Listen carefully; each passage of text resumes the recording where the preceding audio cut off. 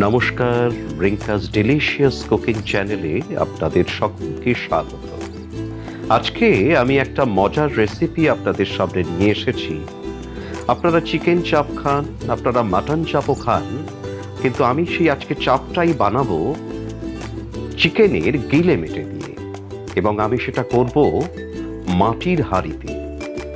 আপনাদের যদি আমার এই রেসিপিটা ভালো লাগে তাহলে অবশ্যই এটাকে বাড়িতে প্রিপেয়ার করে আপনারাও খেতে পারেন, মন জুড়িয়ে যাবে।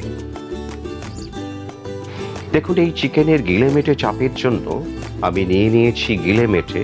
এখানে 8 পিসের মতন গিলে আছে, 6 পিসের মতন মেটে আছে, যেগুলো খুব ভালোভাবে পরিষ্কার করে ধুয়ে রাখা আছে।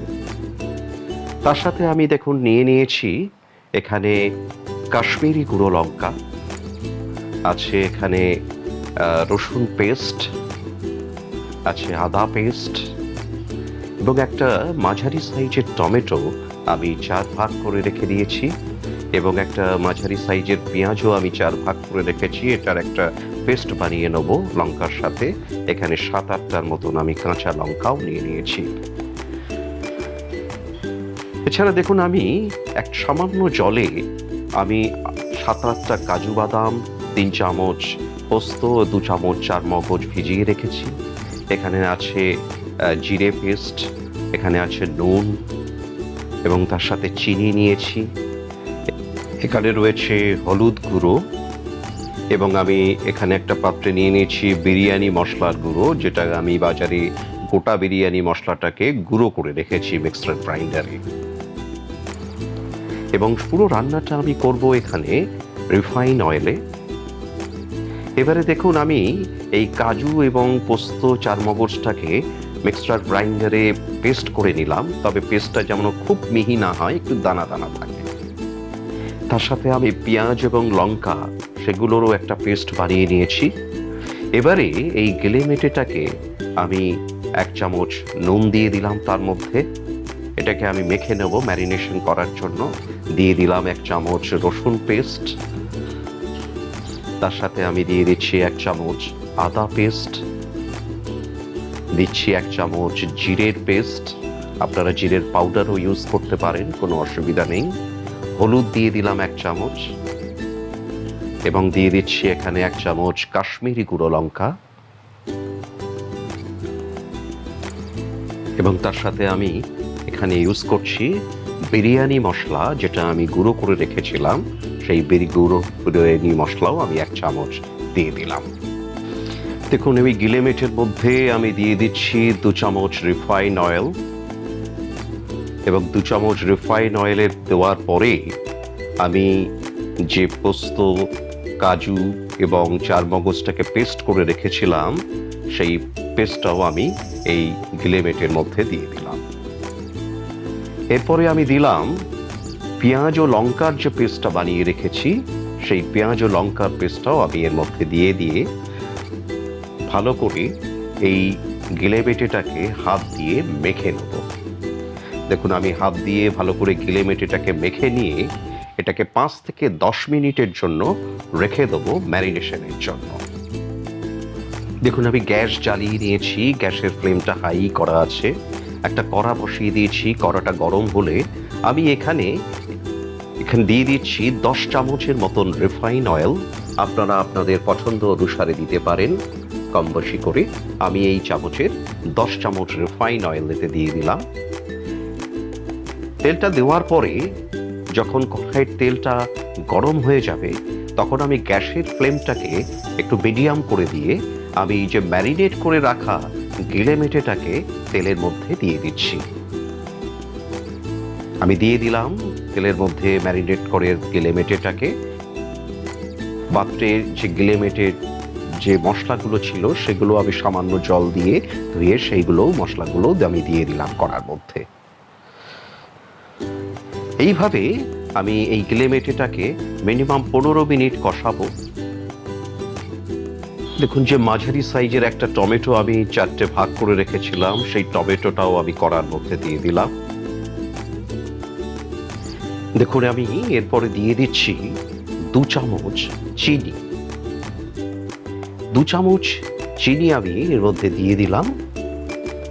এরপরে আমি দিয়ে দেবো অল্প একটু নুন, আপনারা আপনাদের স্বাদ অনুসারে দেবেন। আমি হাফ চামচের মতন দিয়েছি। এরপরে আমি ভালো করে গিলেমেটেটাকে একটু নেড়ে নিচ্ছি। এবার দেখুন এটাকে কষাচ্ছি আমি মিনিমাম 10 থেকে 15 মিনিট ধরে কষাবো। দেখুন এর জল ভাবটা কমে এসছে, পরে তেলও উঠে এসছে।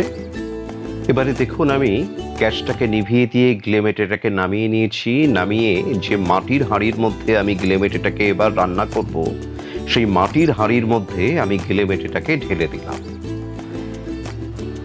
দেখুন আমি মাটির হাঁড়ির মধ্যে গিলেমেটেটাকে ঢেলে দেওয়ার পরে 1 কাপ জল কষানো যে কড়াতে গিলেমেটে কষিয়েছিলাম সেখান থেকে মশলাগুলোকে ধুয়ে সেই 1 কাপ জলও আমি এর মধ্যে দিয়ে দিলাম।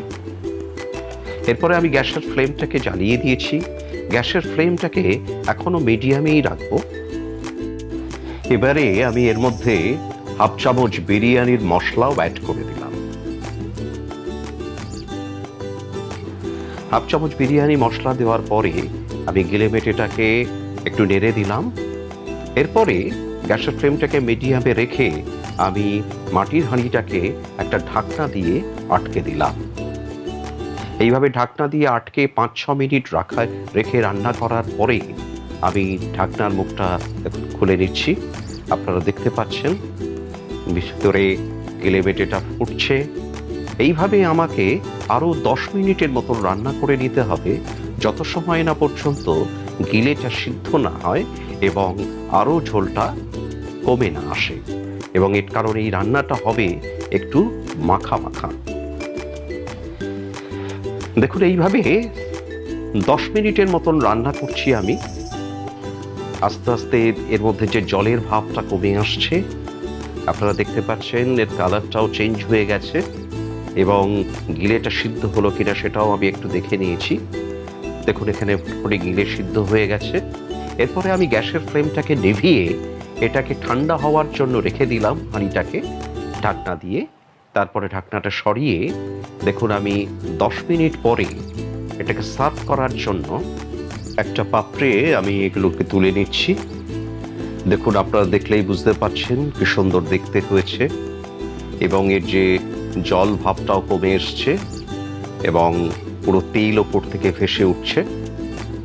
এইভাবে আমি একটা পাত্রে গিলেমেটেটাকে তুলে নিলাম।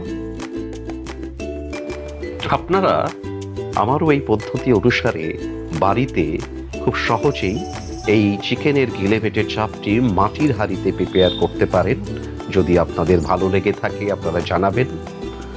এই গিলেমেটের চাপ আপনারা রুটি, পরোটা, নান সকল কিছুর সাথেই আপনারা খেতে পারেন। দেখুন আমি এখানে গার্নিশিং এর জন্য কিছু পেঁয়াজ আমি কুচিয়ে ওপর থেকে দিয়ে দিয়েছি, 2টো কাঁচা লঙ্কা দিয়েছি এবং একটু পাতিলেবু কেটে রেখেছি। এটা যখন খাবেন এই লঙ্কা, পেঁয়াজ এবং একটু লেবুর রস দিয়ে খেলে এটা আপনার মন জড়িয়ে যাবে। আজকের মতন আমি এখানেই শেষ করব। আপনাদের যদি ভালো লাগে তাহলে অবশ্যই এই প্রিপারেশনটা বাড়িতে তৈরি করতে পারেন।